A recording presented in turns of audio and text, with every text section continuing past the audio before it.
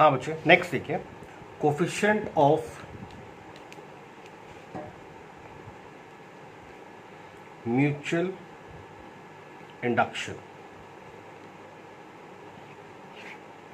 Self में क्या हुआ था, करंट भी प्राइमरी का था और फ्लक्स भी प्राइमरी का था। इंड्यूस ईएमएफ और इंड्यूस करंट भी प्राइमरी में था जो मेन करंट को अपोज कर रहा था। म्यूचुअल में करंट किसका है, प्राइमरी का। फ्लक्स किसका है, सेकेंडरी का। चेंज इन फ्लक्स किसमें है, सेकेंडरी में। इंड्यूस ईएमएफ और इंड्यूस करंट किसका है, सेकेंडरी का। तो याद रखना, मेन करंट प्राइमरी का, फ्लक्स सेकेंडरी का, चेंज इन फ्लक्स सेकेंडरी का, इंड्यूस ईएमएफ सेकेंडरी की और इंड्यूस करंट भी सेकेंडरी का, जो मेन करंट को अपोज करेगा, उसके इंक्रीज को एज वेल एज डिके। देखना बेटा please, if I current flowing through primary P1 P2 at any instant and phi flux linked with secondary S1 S2, current flowing through primary at any instant and phi flux linked with the secondary at that instant, उसी time पे, at that instant। therefore secondary का जो भी flux है वो किस पे depend कर रहा है, प्राइमरी के करंट पे। और जब भी आप प्रोपोर्शनल हटाते हैं आप कुछ कांस्टेंट लगाते हैं, this m is constant of proportionality called coefficient of mutual induction. L के यूनिट्स भी क्या होते हैं, हेनरी, सेल्फ इंडक्टेंस के। म्यूचुअल इंडक्टेंस के भी यूनिट्स क्या होते हैं, Henry. Coefficient of mutual induction लिख दीजिए, कोफिशिएंट ऑफ म्यूचुअल इंडक्शन लिख दीजिए, और mutual inductance of two coils, mutual inductance of two coils. अब चेक करना बेटा प्लीज। मैंने आपको बताया ये फ्रैक्शन ऑफ सेकंड के लिए काम करेगा, बिकॉज फ्रैक्शन ऑफ सेकंड में डीसी सोर्स लगा रखा है, करंट कांस्टेंट हो जाएगा, फ्लक्स कांस्टेंट हो जाएगा, फ्लक्स कांस्टेंट हो जाएगा तो इसमें फ्लक्स कांस्टेंट हो जाएगा, इसमें फ्लक्स कांस्टेंट हो जाएगा, फ्लक्स चेंज नहीं होगा तो ईएमएफ और करंट डेवलप नहीं होगा। तो ये फ्रैक्शन ऑफ सेकंड के लिए काम। बट प्रैक्टिकली हमारा सोर्स कैसा रहता है, इसमें एसी सोर्स रहता है। घरों में भी म्यूचुअल इंडक्टर से सेल्फ इंडक्टर, जो आपकी चोक कॉइल होती है, ट्यूब की कॉइल, वो सारी की सारी एसी पर होती है। तो प्रैक्टिकली सोर्स कैसा है, एसी सोर्स। एसी सोर्स के होने पर करंट चेंज होता रहेगा, करंट चेंज होने पर इसमें फ्लक्स चेंज होता रहेगा।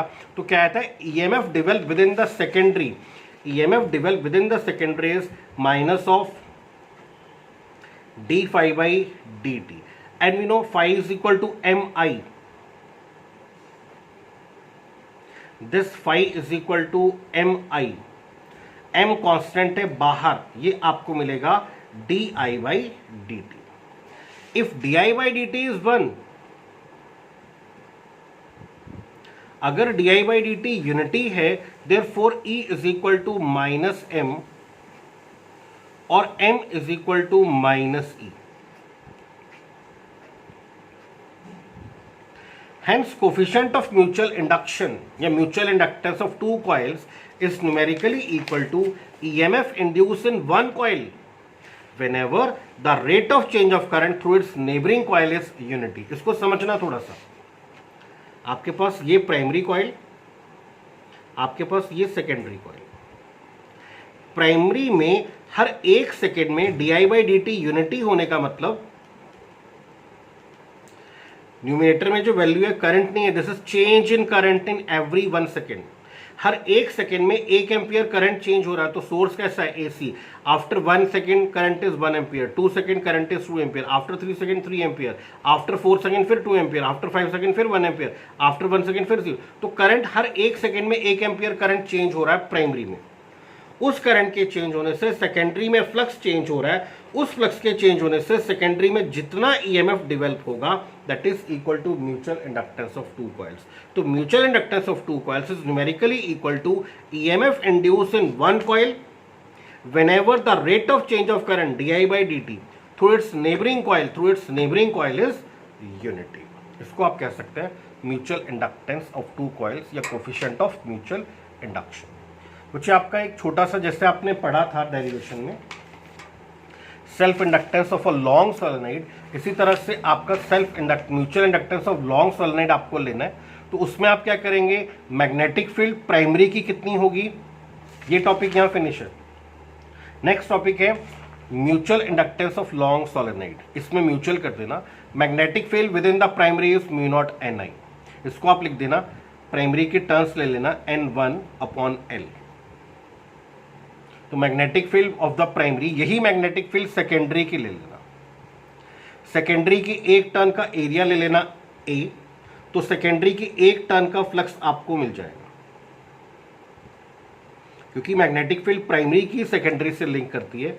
तो field of the primary you can say field of the secondary, area of cross section of each turn of secondary लेना उसमें, तो flux link with one turn of secondary आ जाएगा। Secondary is bound over the primary, secondary की एक turn का flux मिल जाएगा।